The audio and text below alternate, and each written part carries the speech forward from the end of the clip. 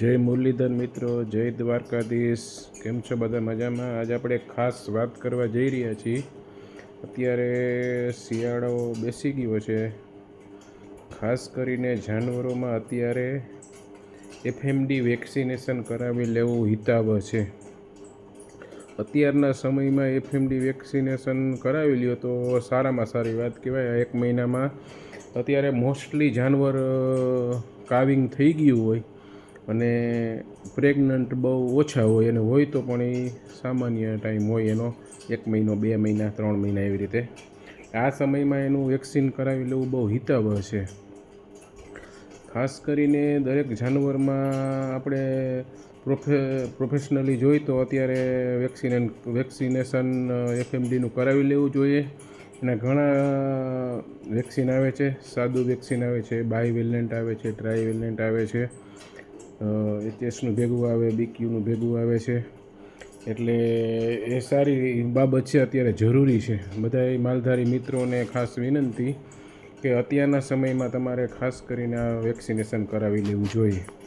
અને અત્યારે જો તમે આ નથી કરાવો, એફએમડી દર વખતે આવતો જ હોય છે, બરાબર। તમારા જાનવરની આખી જે એની પ્રોડક્ટિવિટી હોય છે, એની જે કેપેસિટી હોય છે, આખી ડાઉન કરી નાખે છે।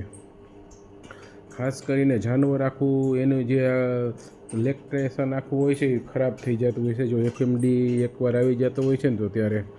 પ્લસ જે માલધારીના જાનવર ચરિયાણ ઉપર હોય છે એ જાનવરોને બહુ જ તકલીફ પડે છે, કારણ કે આ એફએમડી થવાથી એની ખરીયું ફાટી જતી હોય છે, ઘણા અંદર મસા થતા હોય છે, એ પ્રોબ્લેમ થતો હોય છે।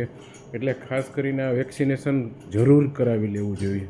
અત્યારે ગવર્મેન્ટ થ્રુ પણ થતું હોય છે, એટલે ગવર્મેન્ટ ઓફિસ હોય, આપણે વીડી હોય, દવાખાનું હોય, ત્યાં જઈને તમે માંગણી કરો તો એ લોકો કરી જાય, અથવા તો એ આપી દે તો તમે પણ જાતે કરી શકો છો, અથવા તો એના માણસો મોકલે તો એવી રીતે પણ થઈ શકતું હોય છે। અથવા તો કોઈ પણ ગામમાં તમે ભેગા મળીને કેમ્પ જેવું આયોજન કરીને પણ તમે વિડીયોમાં કહી શકો છો કે અમારે આ એફએમડી વેક્સિનેશન કરાવવું છે, તો પણ થઈ શકે છે। એટલે ખાસ કરીને આ સમય એવો છે અત્યારે, એમાં એફએમડી વેક્સિનેશન કરી લેવું જરૂરી છે। અને ઘણીવાર અત્યારે આ એફએમડી થયા પછી કાવમાં તો ઘણા પ્રોબ્લેમ ક્રિએટ થતા હોય છે। ઘણી ગાયોને જે આમ તપોડ, એટલે કે તડકો સહન ન કરી શકે, એની શીકવી લે છે, એટલે કે એનાથી તપોડ થઈ જતું હોય જાનવર, પછી એનું પ્રોડક્શન થ્રુ આઉટ લાઈફ એ ગુમાવી બેસે છે। જે 10 લીટર દૂધ કરતી હોય એ 2 લીટરે આવી જાય, અથવા તો સાવ બહુકી જાય।